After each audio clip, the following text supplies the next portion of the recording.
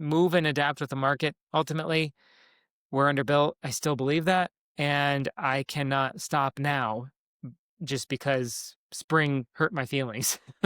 Hmm. Which you Like, did. It hurt a lot of people's it feelings this did. It hurt spring. my, yeah. All the things that This happened. has not been. Unexpected. I'm used to wind at my sails, and this has been wind at my sails, right? And it's been gratifying to know that I can adapt in this market. The company can be solvent, and company can be thriving, even in a year where almost every housing headline was negative, Yeah. and we can still do it. And just zig and zag. Ever wonder what really happens behind the scenes in construction, real estate, and development? We pull back the curtain on the new home construction industry, the real estate market, and the trends shaping it all. Discover the stories, insights, and expertise behind the process of building a new home. Join us for Trust the Process podcast, and let's build something great together. Welcome back to Trust the Process, the podcast where we talk about new home construction, the new home industry, real estate, and everything in between. We're going to do a little wrap up today. It's been a while since we did a market climate, just kind of check the pulse of what's happening out in the industry, the real estate market, the new home market, Las Vegas, nationally, kind of looking at everything. I know we did the Q1 wrap up, but we didn't do anything mid-year. So kind of have a little moment, and we'll jump back in and see how things are ending up for us as we wrap up Q3, entering into the fourth quarter of 2025.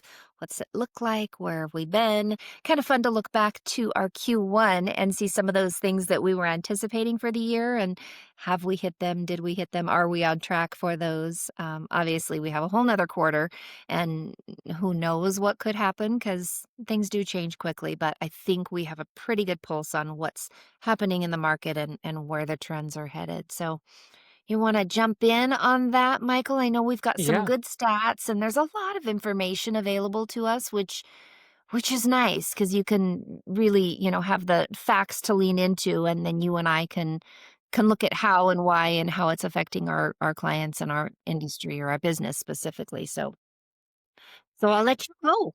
All right. Well, when you said we missed the Q2, there probably wasn't much to talk about. That's true. That's why we did. Yeah, that's why we Yeah, didn't stop just to jump in on it. Yeah. it was just a whole lot of nothing. I mean, don't get me wrong. We had come off of, I would say, probably 4 years worth of atrocious inventory levels, unsustainable price appreciation. So I guess the Uh-huh. news would have been modulation in that. But I feel like that's probably more in line with what was happening in 2024 already. And I just think that, when you're in cruising altitude and then you hear the engine cut and then you just know, okay, we're going to start to descend. I feel like we were at 35,000 Something's feet. Something's happening. happening. Okay. Yeah. But fasten Yep. seatbelt, and I can't get any more wine. Um, so you kind of Yeah. apply yourself. So you, so you hear the engine cut. And I felt like, midway through last year, it was like Q3, Q4 last year, I felt the engine cut, right? And there was only so much low inventory could do to help us out of that. And Yep. then what happened was low inventory started to not become an issue by January, February, March, and by spring, so quarter two, which we should have done a quarter two wrap up, maybe end of June, early July. It was bad. I mean, in terms of it just corrected way too quickly. And then once people smelled blood in the water, investors had tenants leave, and people saw more homes. It kind of became this, at least in Las Vegas. But you look at we were a great microcosm for most of the Sun Belt. It happened almost everywhere. We were not affected by insurance issues like wildfires, floods, things like that. But we still saw an overall pullback from the Sun Belt. So, we were a great microcosm for that in Las Vegas. And I look at what happened here.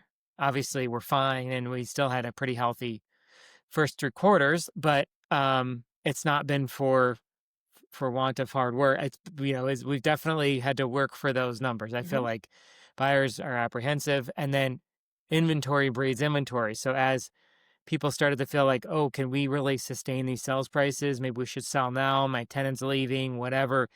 We got relocated and Yep. we move somewhere and decide not to buy because the market is challenged. So they become a renter. So that's now a person that left a house in another market and is now renting a house.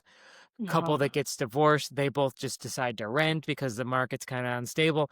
So I felt like we had a net loss of buyers putting their moves on or purchases on hold, but maybe not putting their moves on hold.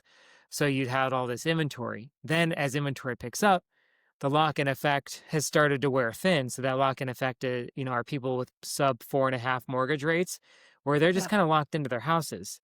That can only last for so long for everybody. I mean, in numbers, I'm Uh-huh. not, not everybody's going to move, but the average person moves about every 5.5 years. So let's say that pushes out to 7 or 8. That's not going to be 10. That's not going to be 12 years. Eventually, Right. people have to move.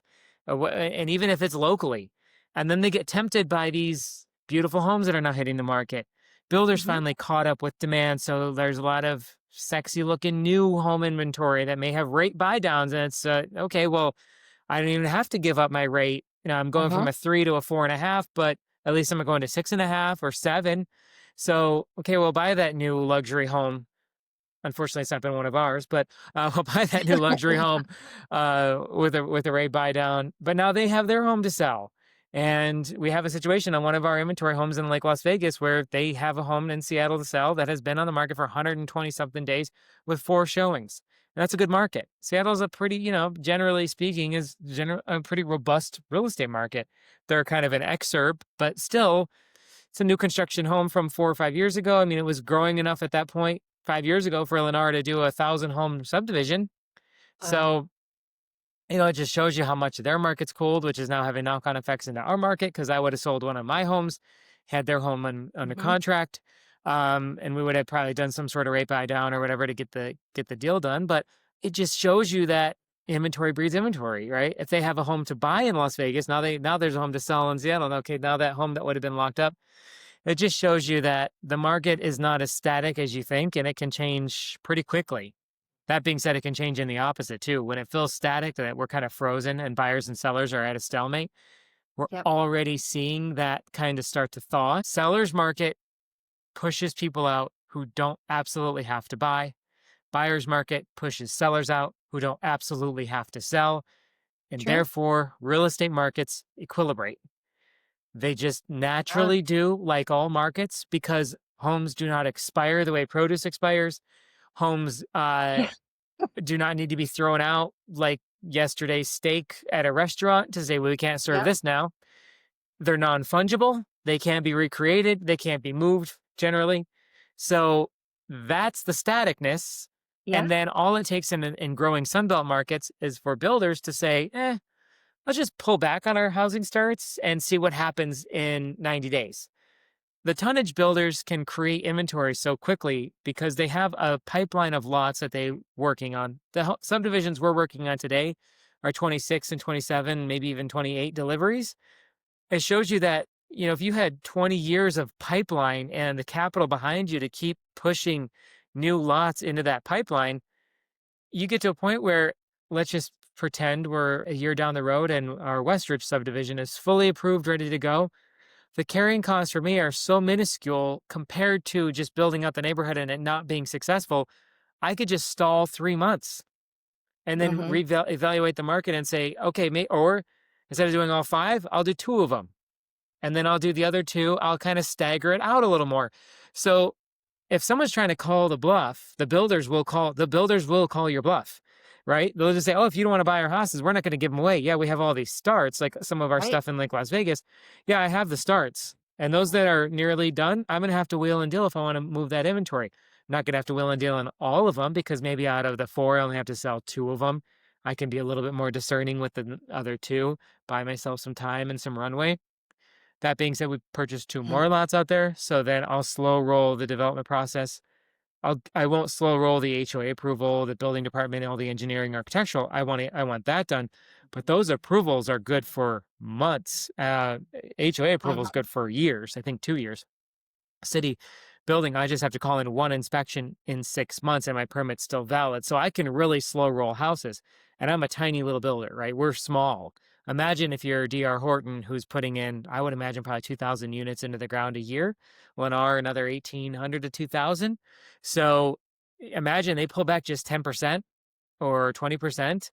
It's a lot. It will really affect the inventory situation down the road. They're in some neighborhoods now that they can't, I don't want to say they can't give them away, but they're really having to wheel and deal in otherwise great zip codes. I'm thinking And about the every most builder has inventory right now. I mean, every exactly. builder valley-wide is carrying some sort of inventory that they had probably anticipated selling by now, including Yes, us, I would we're say. there. We're with Yeah, them. Yeah. Pull back yeah, the curtain. We're not too proud to say that. yeah, Right? They definitely have more than they want. And yeah, even in some of the poshest zip codes, I mean, those are the last ones to really have to worry about. But mhm, there are anecdotal stories where some of these gray zip codes have new homes sitting with no mhm, buyers, completely done. And that yep, is something completely anathema to what we're yep. used to. So we've had 5 to 7 years of, "Oh, there's actually inventory? Wow, that's crazy." Right, right. Inventory's up 77% year over year Mhm. from 2024, this same ending out Q3. So Right. we're 77% over the inventory that was We've so almost tight last year. doubled. Right. That's crazy. Now that That's being said, we're still not crazy. even near our 17 or Huge 18 or change. 19 levels. Um, so it shows you how under inventoried we were, but you just wonder, were those really high price, sales prices propped up by that chronically low inventory? So we are in that stalemate right now, or we are in that period where the pendulum keeps swinging back and forth and we don't exactly know where we're going to land, and markets hate uncertainty. So that's why the market feels a little frozen. I don't follow pending sales weekly in the US the way that I do locally, but we're generally still pending out about 5 to 700 MLS sales. Now, some new construction finds its way into the MLS. For instance, all of our new construction, all of our inventory homes do hit the MLS before they go under contract. Every single one of them has always been in the MLS. It's the broker and me that's like, let's just get it out to as many people. Depending on when that is of course contingent on what kind of home it is and what our strategy is with that property. But everything we have hits the MLS. That's not the case with every single builder. Many of them, if they sell one of their lots within their tracks, that will never hit the MLS. Some of the spec inventory sits on a backlog and they don't even broadcast it because they don't want to flood the market. They don't want to flood the zone and make it look like that neighborhood has so much available inventory. They'll just slow roll it and trickle it out. They'll release, especially the big tonnage builders, the Lennars and the D.R. Hortons. They have 15 of one model and there's only 3 models. If they have 45 houses and 15 of each model, they're not going to have all 15 available even on the agent's sheet. They're just going to say, oh, here's 5. So that being said, we're still pending out about 700. When one of those backlog homes goes under contract, that doesn't get reflected on there at all. It gets reflected in the yearly numbers for the builder. So that's kind of really hard to track weekly, but I can tell you that our weekly resale or MLS data is holding up. It just feels slow. And I think it's a function of the inventory situation. So we've kept our buyers pretty much static. And buyer activity is down a little bit, don't get me wrong. But we've kept the buyer variable has pretty much stayed the same. And the Mhm. inventory has gone up substantially. And I don't know which one is going to cave. Markets are constantly equilibrating, and in growth markets, Sunbelt markets, builders have a really outsized influence in that kind of balancing. So if you look at a city like Las Vegas, D.R. Horton and Lennar probably make up about 40% between the two of them, put together, probably 40 to 50% of all new inventory that's, for sale inventory comes from 2 builders, and they're still Toll and Pulte and KB, and they're also juggernauts as well. Right. But if you look at just those 2 tonnage builders that kind of just build addresses, that's kind of how I look at it. Nothing super special about their homes. There's not a lot of customization. You're basically buying a resale that doesn't need anything except a backyard versus, like a Toll is kind of a lifestyle they're selling. The KB is Sure. customization for the lower, the not I don't say lower the price points because they still built some expensive homes, but they're definitely closer to the median sales price. Um, Pulte's kind of somewhere in between those two, and definitely has a much wider product offering, at least in our market. So, anyway, long story short, you look at those 2 builders, if they pull back just 10% on their housing starts, that is a huge impact. It has a huge impact on our housing market Mhm. and the balancing of that housing market. And in some ways, builders have propped up our housing market because they are publicly traded entities. They're fiduciaries to the shareholder. I would say, minus us and a couple of other small companies, all of the home builders in Las Vegas are publicly traded because the ones that weren't have been acquired. Storybooks and the American West, they've been acquired. Signature sold quite a few. They're now all publicly traded. So they live quarter to quarter. If they don't have a good quarter in Las Vegas, they're not going to add inventory to Las Vegas. They don't think long term, and they want Right. to return value to their shareholders more than they care about creating affordable housing. So the biggest Yeah, thing and they that have a national bandwidth that allows them to pick that's and right. choose which markets they want to amp up and which ones they need Yeah. to, The pull back, rev Northeast. up, whatever they Yeah. need to do. We basked in the glow post pandemic. This whole Sun Belt did for 5 years, and it's not till this year that the Northeast really pulled ahead of the Sun Belt in terms of sales. And you go to outside of Philly, you go Long Island, you go to those areas in the greater, metro tri-state area, they're doing pretty well. Those markets have not seen the price appreciation that we see and that we've seen in the Sun Belt, and they're kind of having their little moment right now. Especially the denser cities, they don't have as much new construction, to begin with. So it's the return to work and kind of cities are cool again. It's going to have that upward pressure. But even the whole corridor is doing much better than it had been. So we all have our little moments, and that's a good point. Pulte builds in PA and New York and Delaware. They build all over. KB, not as much over there, but there's a lot of presence with those builders in those markets. They can say, you know what, Las Vegas, Phoenix, kind of overbuilt. Let's just get through that inventory, hold back on some of our lots, and focus on the other markets that are doing well. And that's what forces us to balance again. So I don't worry too much about it, and we definitely have a lot of exposure. We're in the kind of entry-level luxury that maybe many people's first step up into luxury, that 1.8 to $2.2 million buyer. 50% of them, 60% of them still need loans, so they're still a little rate sensitive. And we can't play as many games. We can't buy forward commitments the way that the big builders can and lock people into 30-year fixes at 5%. I can do temporary buy downs. I can buy their rate down maybe a point, but I can't get it from 6.5 to 4 or 4.5 or 5.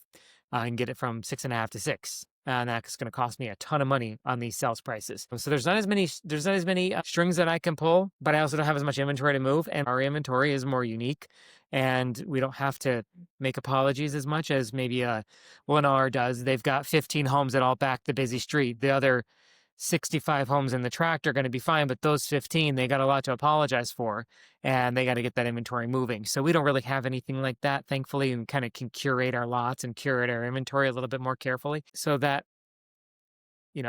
gives me some solace. Beyond that, the raw numbers, we've seen a little bit of price moderation, a little bit of price declines, but that's also very hard to track because homes are not movable, not fungible. No two homes are the same, especially as they get older. No two homes were maintained the same, upgraded the same. New construction in the same tract, there's a little bit more apples to apples comparison there, but for the most part, homes are not easy to compare, right? So to say not only year over year, market over market, nationwide over there's so many variables. You could just have more entry-level homes hitting the market, and then it'll cause median sales prices to go down. Conversely, you could have what's kind of happening in Las Vegas and a lot of the Sun Belt. The gilded people are moving around. The entry-level people are not. They're putting off their purchases. They're staying in their rentals one more year. Like I said, if they're getting divorced and they're working-class people, they're selling their asset, and then both of them are going to rent. And I say that as an example, not to be jocular or twee or anything. That's just how it is. It's the reality of it. Divorce is death. And what's the third D? Divorce, death. There are 5. There are 5. We 5. looked them up once before. And It's diapers, divorce, diamonds, death, and don't forget the 5th one. It's the D. I know. Downsizing. Downsizing, yes. So divorce is a big deal, and how people handle divorce. 5 years ago when rates were pretty low, I mean, still rate. Actually, that's a bad. No, 5 years ago when rates were in the 3s, and median sales price was 350, a Yeah. couple that was divorcing could each buy their own home. And now we're seeing that on our brokerage side is that maybe one's buying, the other one's renting. Yeah. However, Or the one sale stays or one and one stays changes. and tries to refi. Mhm. Exactly. That's a Yeah. great example. The other one gets a small buyout and then rents. So that Rents. all has, I mean, that those generate buyers. And Mhm. diapers, okay, we can make our 3-bedroom home work. We don't need to upsize. We can make this apartment work. Let's wait one more year. And I think we Mhm. finally kind of ran out of buyers. Now, that being said, the builders have kind of propped up that real estate market, right? Because we have the kind of margins where we can buy down their rates. We can offer those 2-1 buy downs. If you're a big nationwide tonnage builder, you can do forward commitments where you're giving them 30-year fixed rates at 5%. So, I mean, we help regulate the market. We give liquidity to the market when we need inventory. We shore up the market when we're worried about over inventorying, especially with the way that the builder uh, business model has changed into they're one part financiers and one part home builders, right? I mean, they get a huge Uh, source of revenue by selling mortgages. They get absolutely. all those ancillary services. They get rebates on appliances. I mean, it really, the home is secondary, right? I mean, that the home is the Mhm. financial instrument. So, um, really has kind of helped to balance everything out. It's not a normal market where meaning a marketplace, right, where you have buyers and sellers with equal power, or equal basis, right? And there's always someone who always has a little bit more power in a market, but builders that can kind of warp that market and kind of tweak it to fit their business models. And that being said, that allows the market to be kind of a bystander and the real estate market be kind of a secondary effect. So they worry about their quarter and their earnings. And if that means reducing starts, that means reducing starts. If that means we have no inventory in 6 months or a year, that's exactly what happened during COVID. They pulled all their starts, even homes they had permits on, they weren't And then actually it built. catches up with them. Yeah. 7 months later, we had one of the biggest inventory crunches in ever. Yep. Yep. And Because you can't build it in a day, and you can't build it can't in. foresee what's coming, but you pull back on That's those right. starts, and it's actually a repercussion that we're gonna feel in It 6 months, shock in waves 8 down. months, whatever it is. Exactly. And then on that scale, because it was nationwide, every builder ramped up at the same exact time. And now Whirlpool or GE's looking at you going, I don't have dishwashers. We didn't make enough Yeah. dishwashers for you to triple Yeah. your housing Well, at the starts. time, we were, yeah, Right. in, And then they had issues making them, logistics. but they also had a spike in demand. It Right. was just a perfect storm. So that being said, Mhm. I do feel that quarter 3 has definitely the back half of quarter 3 has felt more normal than at any point this year. I definitely feel the balance coming in. I see homes coming off the market that maybe had been Mhm. languishing. I see homes coming on and coming off quickly or more quickly. Mhm. And I definitely see locally, and like I say, we're a good microcosm for the rest of the country. Locally, our pending sales are up, inventory is down, new listings down. Because again, Mhm. the news is out, the cat's out of the bag. It became headlines in March. This is nothing new. We're 5 or 6 months on and knowing that this is a buyer's market. So if your tenant wants to re up for next year, let them re up, sell in 26 if you really want to sell it. Again, it forces people, and I hate to say it, hey, we were going to get divorced. Well, housing, we can't sell our house. So let's get along for another year. You know what I mean? And it Mhm. happens. I've been, well, because I can speak from Unfortunate, it's experience. I've been real, in those but situations. Yeah. so days on the market is up. We know that, but I know we keep talking about buyer's market versus seller's market, and I have clients that we work with who think that because we're in a buyer's market, they get this opportunity. I'm going to ask for concessions. I'm going to ask for this and that. And while yes, there is definitely an incline toward a buyer's market, I wouldn't say that we're solidly there yet. I still feel like I mean, all signs are showing, and yes, we know we're moving in that direction. But if you go into bullish on some of these deals, we see them blow up because people think they can own the market. I'm the buyer; I get to make the decisions now. But there's still a mindset that is slowly hanging on to the idea that sellers get to, in some capacity, control. So it's kind of it almost feels like an awkward flush right now because we know we're talking about the buyers as being in power positions, though there are still a lot of sellers that that are setting the market. So it's and builders obviously that are setting the market. So it's a limited buyer's market yet. I think it'll open up, become that more. What do you think? What's your take? I agree. It's definitely location sensitive, product sensitive, and price point sensitive. So if you're looking in a drive to qualify area, anywhere in the country, where there's a lot Hmm. of new construction and the median sales price in your county is 350,000 and these homes are 375,000, let's say they're just a touch over the Yeah. median, and you're in a drive to qualify zip code, um, looking at a lot of new construction or next to new homes, you probably have a lot of power there because the only people that are on the market are people that at this point probably really, really, really want to sell. And builders don't build homes to sit on them. So builders always Right. want to sell, right? I want to sell every one of our homes. And that's representative in how I price them. That's representative in how I negotiate and how our sales team engages with buyers How leading we up find them, how we now. build them, how we start them, when we start them, all of those things factor Absolutely, in. absolutely. I'm starting those conversations with the builder's ready, builder's motivated. Okay, so if you like the house, it's worth coming out and looking at it because you're probably going to be pretty happy with the terms.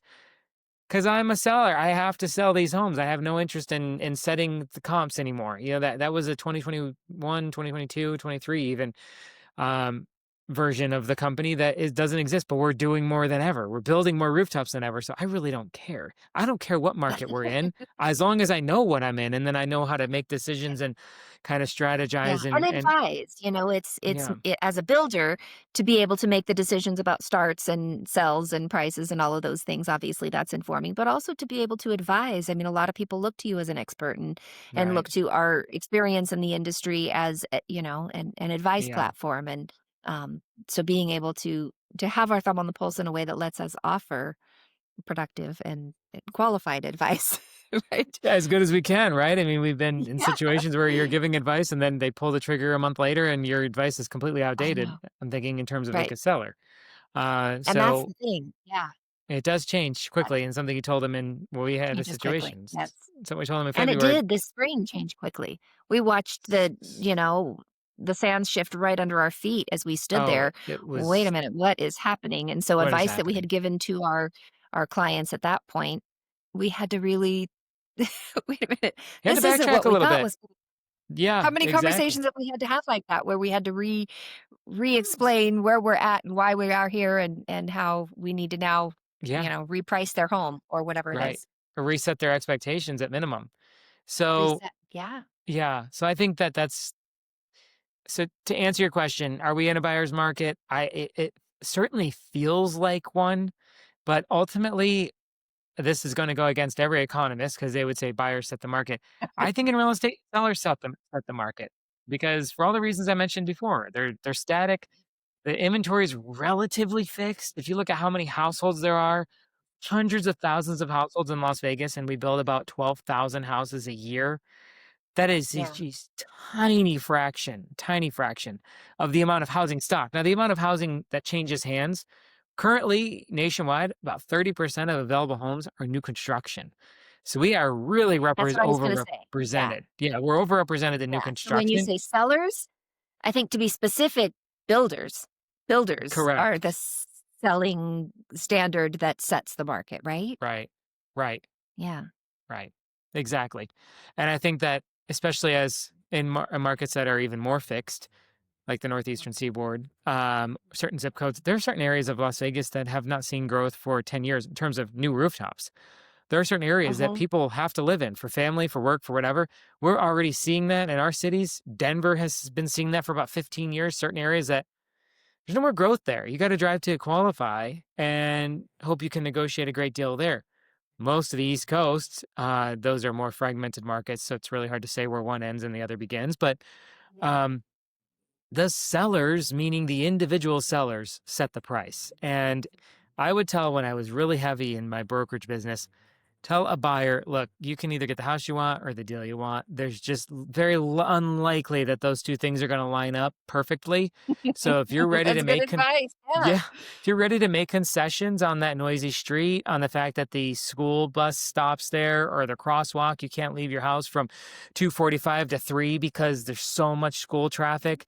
If you're okay to make those concessions, but there's a reason this house has been passed over, And that's a great point to your, the great callback to your other point is just because you see it 58 days in the market, where in the first time in 5 years, perfectly fine homes are sitting for 50 to 60 days. We have Yes. some new builds of our own that are on the market that I don't think Yeah. have any reason to be sitting except the market is soft and there's more Yeah. And competition that's and the there's average days on market.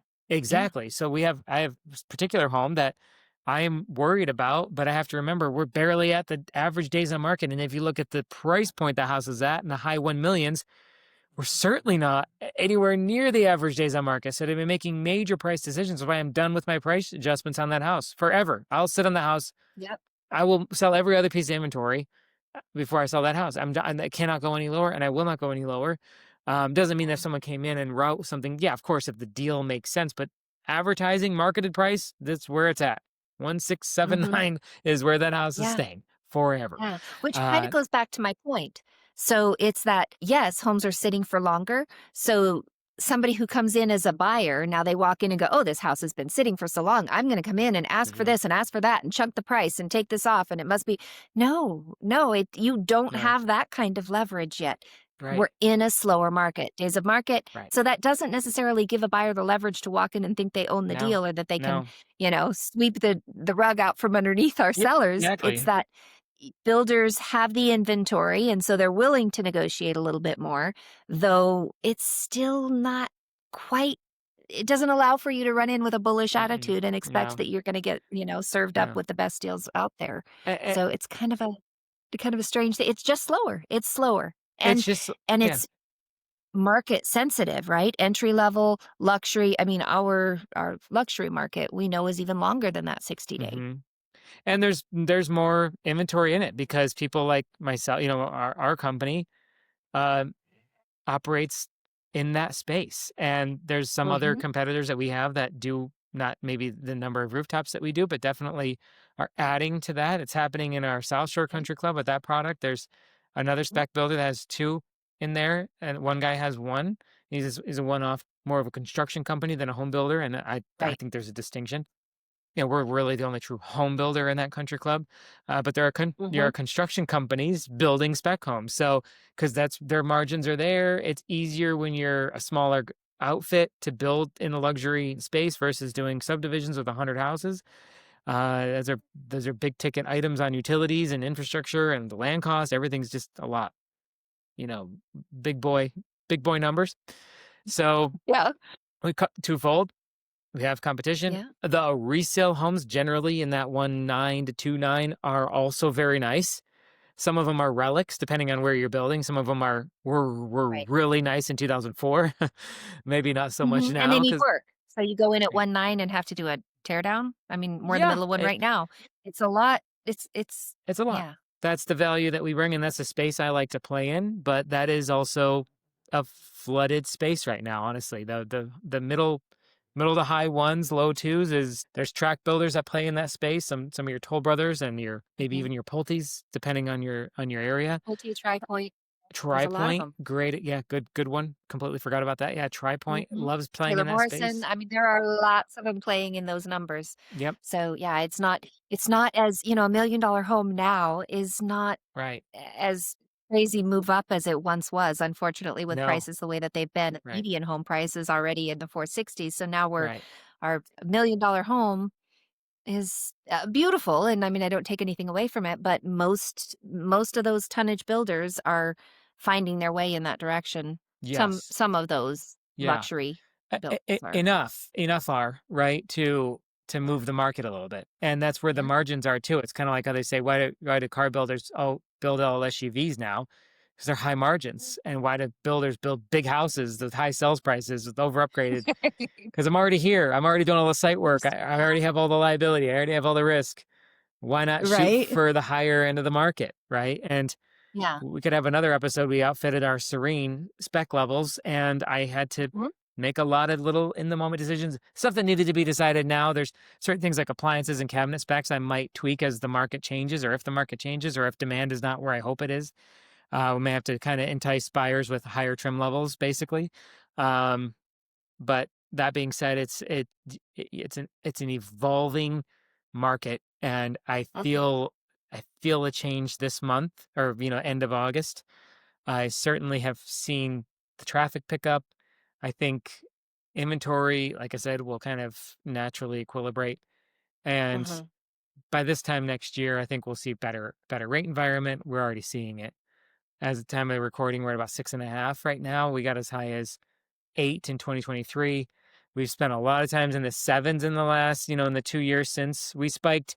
I think it was September or October 23 at 8.1%, on an average Mhm. 30-year fix. So we had to come all the way down We from do there. see change in the horizon. I mean, there's some things that are happening politically that Right. are anticipated to make a big shift in that world. So, Yeah. I think monetary policy, mm, I think the Fed knows they're at least probably 100 basis points off of neutral. And that mhm. obviously won't have a direct effect on the long end of the curve and the 30-year fix, but it will certainly not hurt it. Generally, we had some Yeah, rate drops last year, October, November 2024, and the 30-year fix actually went mhm, up because the market said, oh, we shouldn't be cutting right now. The inflation was still too high, it was like right. 3.2. And then they panic. They Exactly. panicked. And, so now, Recorrect, overcorrect. yeah, overcorrected like markets always And then tend it to do. confuses, the industry as a whole gets a little confused, and then buyers get fearful, and Hmm. then they take a step back, and it Right. all creates a shift in mental fear. Correct. That's right. Mhm. Buyers, like I said, markets hate insecure or uncertainty. Yeah. I hated as a builder. I hated to buy 2 more lots, but I knew I might as well lean in. By the way, I got great deals on those lots because there's a Good. lot of people who have said, "Let's just go ahead and try to get rid of our custom lot in South Shore. Let's go ahead and get rid Mhm. of it." And because of that, I saw an opportunity, and that is the second cheapest, third cheapest parcel I've bought in there. Well, I bought 2 next to each other, but And they're y beautiful. They're great back parcels. I'm golf, they're so quarter acre. excited. They're flat, Yeah. they're quarter acre, they have 100 feet of 120 feet of golf course Pretty frontage, views, yes. good views. I'm gonna put Yeah, 2, one of yeah, our they're gonna be great tried and lots. true single stories on there, and then a new plan that we created for it for the other lot, Exciting. and that'll add our into our kind of our repertoire. So, Mhm. yeah, it's Yeah. pretty Yeah. exciting. You just move and adapt with the market. Ultimately, we're underbuilt. I still believe that, and I cannot stop now just because spring hurt my feelings. Mhm. Which you I mean, did. It hurt a lot of people's it feelings this did. It hurt spring. my yeah. All the things that This happened. has not been. Unexpected. I'm used to wind at my sails, and this has been wind at my sails, right? And it's been gratifying to know that I can adapt in this market. The company can be solvent, and company can be thriving, even in a year where almost every housing headline was negative, Yeah. and we can still do it. Um, and just zig and zag. And Zig there's a and point. zag, I love it. So Yeah. that could be the theme for our Q3, a zig and zag, right? Yeah, exactly. Change your spec Yeah. level, change your pricing Yep. strategy. Yep. Not changing the overall vision of the company in terms of growth, very growth, growth minded. And growth sometimes doesn't mean growth in profit. Sometimes it might mean other metrics. Do we own Sure. more lots? Do we have more finished lots? Are we getting faster? Mhm. That's growth. Are we getting Mhm. fewer warranty calls? Are we getting shorter Mhm. punch lists at the end? Yes. Do Have we we see tightened our process? Mhm. yeah, are In we a seeing lot an of up ways, yeah. right? Are we seeing an uptick in traffic before we brought you on director of marketing and we've just put them in the MLS? We would maybe show those homes once a month. And now our salespeople are showing them 2 or 3 times a week often. Now we Mhm. have more of Mhm. them to show. Maybe that's part of it, but I have to think you check out our website, our marketing collateral, and all that. That's growth too. And that's an It is. important way to look at it. Not every night It is. when you close out the till at the restaurant is going to be a record breaker, but maybe you got a good review. Maybe you had a food critic come in. I love restaurant examples because the market, that business is so unforgiving and quick. You might go 2 years without knowing you're doing something wrong when you're a home builder. It's going to take you a Mhm. while. There's some doubt that I even have on some of our floor plans that, dude, did I do that right? Because I haven't actually seen this model successfully sell yet Mhm. because I haven't built it yet.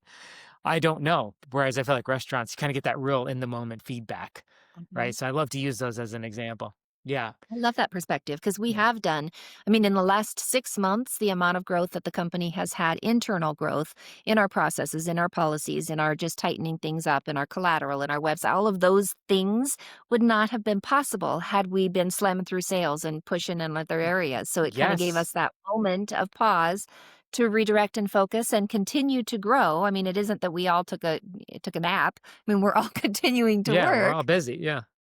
Yeah, we're very busy, but a lot of that it's a different focus on the busy, which I love that perspective because you don't really think about how much has actually been accomplished Right. in what was otherwise not a huge selling spring. No, it hasn't honestly been a great year overall for the company. I mean, in terms of if you looked at us, if we were a publicly traded company, they don't care about your new website. They don't care Right. about the fact that what we're building today will carry us through 26, 27 sellers markets, right? We're going to have that What the infrastructure numbers today, built out. yeah. Exactly. So Yeah. when I look at that, and also necessity is the mother of invention, we we had to be better at marketing. I didn't have the luxury of throw it in the MLS with some renderings. They call either me or, someone on my team and we go out and show it. If they like it, great. Put a Yeah. contract together, perfect. I never had one sit done. And now we have had two this year sit done, one for about 30 days and the other one is not even sold yet. It's running in about 50, 55 days. Mhm. So I don't know. I'm encouraged by the fact that we took the year and said, all right, this has not been great. We still built. We're Yeah. finishing homes. We'll have 3 new rooftops hitting the market. That's good or bad. I don't know.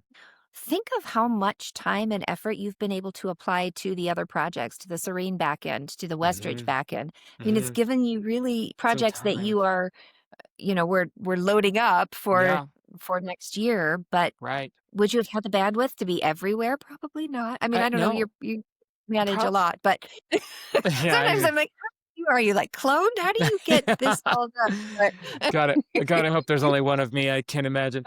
But you're right. We pulled a a parcel out of the master plan and rezoned yeah, it from public space to residential, and yeah, pushed which the was time consuming density. and required so much of Very, your, and we mental bandwidth and t- time and energy and totally, effort. and meetings with the landowner, and then we did a JV with the landowner. And we had all this, Mhm. that we did all that in Architects, 6 months. I could have engineers. engineers, city council, planning commission, all these things.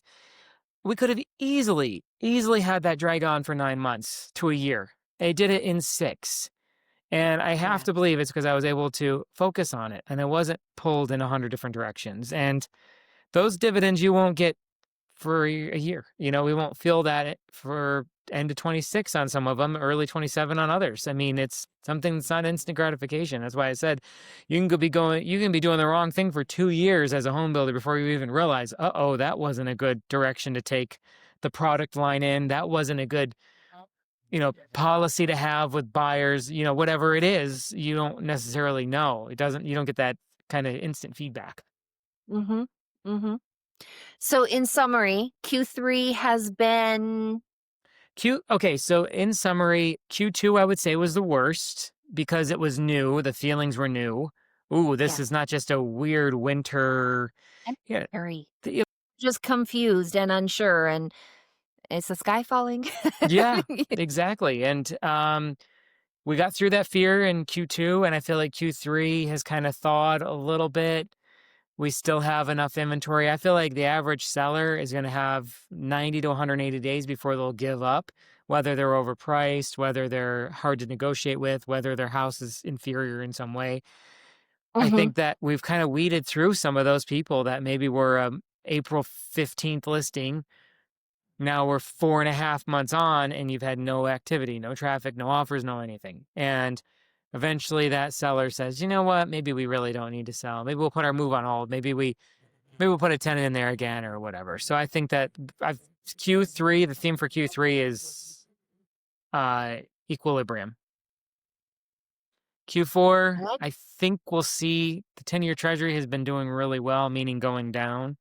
Mhm. So I think we'll continue to see rates fall. Like I said, we're below 6.5 right now, which sounds like a lot, but I mean, considering we spent a lot of last year in the sevens, It's a lot. I mean, 1%. Think about if we were at 5.5, how we'd be we'd be dancing in the street. So we don't celebrate 7.5 to 6.5. We should be. That's a huge difference. I mean, that you look at a $700,000 loan amount, 1% of that's $7,000 a year. It's an extra $600 a month just from seven and point. a half to 6.5. Of course, that Mhm. same logic applies from 6.5 to 5.5. So I get it. Where do you stop it? I just think we should maybe count our victories. And I get it. I think part of the problem is that when buyers' feel rates are going down or trending down, it actually freezes the market a little bit more, even though rates are better than they were 6 months ago or 3 months ago. But they feel like, well, if they've done a 6.5, do I really want to go through all that and then have to refi again in a year anyway? So we're just sorting through it. I just think I don't have Good. I don't have high expectations for 2025. I don't. We have a lot of, not a lot. Us as a company, we're going to go from 1 to 4 active, completely done, ready to go, assuming none of them sell. I mean, we could end the year with 4 $2 million homes. It's not a great Mhm. feeling, but I've grappled with it already. I mean, it's, especially, um, given how uncertain things have been, I think just kind of a wrap up and a what is it? What has it been? What does it look like? I think a lot Hmm. of people are sort of still figuring it out and treading their way through this without a lot of understanding about actually what has transpired and what's sort of in the mix of where we're going. So, big terms, and I know we talk about it a lot, but the news and social media and the fear and I mean, you just to cut through all of that and hear a real perspective of boots on the ground, what's really happening out here is helpful. Right, right. People are busy and they got their own lives. They have soccer practice, they have work, they have Yeah. family, friends. Yeah. They're doing a temperature check. They're dipping the toe in and then not thinking about it again for a couple months. So that's why it just takes time. Once the news goes sour, it takes a long time for that faith to come back and the confidence to come Mm. back. A lot of times people have to feel it because as a broker, I've been through a couple of these cycles in 11 years and it takes a minute, right? For people to get that out of their head that, oh, the market's not going to crash because the strip is Yeah. closed down and people are wearing masks. Right. It just took a minute. And honestly, it really wasn't until the early part of 21 that we saw the biggest spike in buyer demand. And rates had been low for most of 2020. So we can't just blame the rates. Yeah. And homes were sitting there were homes that were sitting for a long time in 2020. Yeah. It was not, we remember it that way, but it was not, Mhm. it was towards the back half of the year. Yeah, it did get better, but it wasn't a frenzy until 21, 22. And rates have been down for about 8, 9 months. So it just shows you how long it takes Yeah. for sentiments to change.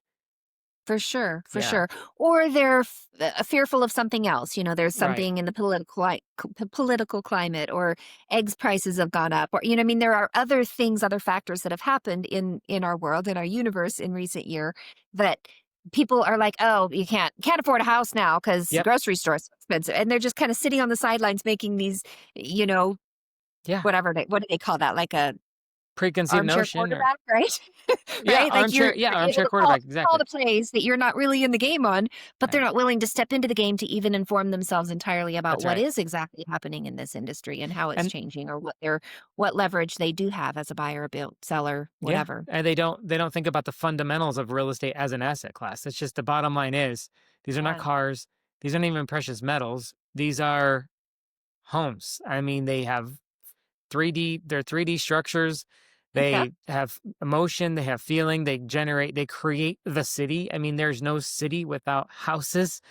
It's Yeah. Good something point. so fundamental to restaurants can fall and fail, tech companies can fail but at the end of the day, real estate as an asset class is just not it's just too resilient and it's too rigid and Mhm. it's got not nearly enough elasticity in it that would have this kind of instability that people associate with the Right. stock market or cryptocurrency or whatever, Right. even the car Right. And market. those Yeah, are all topics that have played into some of yeah, the narratives that we've heard, that, and like I exactly. said, the eggs Yeah, and the, what I mean, there's just yeah, it's random things that pop in, people just associate. It's not necessarily. And if you average it out or look out over the entire scheme of the real estate market, it's always performed. It has, if you can hold on to it, if you can keep it, yeah, it has you And know, in general, proven itself dep over time of as course, a earning, a yeah, robust asset class because it can also be, robust it asset. can There it be is. Yeah. utilized. It has utility. It has, you can borrow against. I mean, there's just so much that it has to offer. Of course, it's location. If you buy something in inner city Detroit, of course, it's very not every investment, real estate Sure. investment has been a winner. But overall, if you're swimming with Overall. the current, right, and everyone's moving Mhm. to the Sun Belt and everyone's moving to low tax burden states Yeah. and everyone's moving to suburbia. I mean, let's face it. We did a walkability episode a couple months ago. It's not taking off. It just isn't. Suburbia is where it's at. If you're investing in suburbia, you're not investing in these surfside Mhm. condos in Miami that had taken a beating. I mean, if you're swimming with the current and you're buying single family residential or townhomes, something where you kind of control the earth you're on, Right. generally you're pretty safe. And Yeah. it might not Especially be when the it's your best. home. Exactly. Yeah. It might not be the best. Maybe not always as an investment, but as a home, Right. you can't go wrong, Right. But well, good. All All right. right. So that's what's going on in Q3. A lot, but not A lot. really. No. And Not, yeah, yeah. more just information. How do we feel? How do we think buyers feel? How do other agents Mhm. feel? And how do Mhm. other builders feel? It's all Yeah, kind of plays into it. it does for sure. For sure. Well, thank All you. right. Appreciate your time. Sounds good. And we'll be back soon. So you guys tune in again next time. We will look forward to seeing you then. And we'll have more great topics, more great Yeah. insight, more great information, and look forward to an opportunity to chatting with you then. Thanks. Bye bye. Thanks for tuning into the Trust the Process podcast. Make sure to follow us on Spotify to stay in the loop with the latest insights, project updates, and everything in between. See you next time.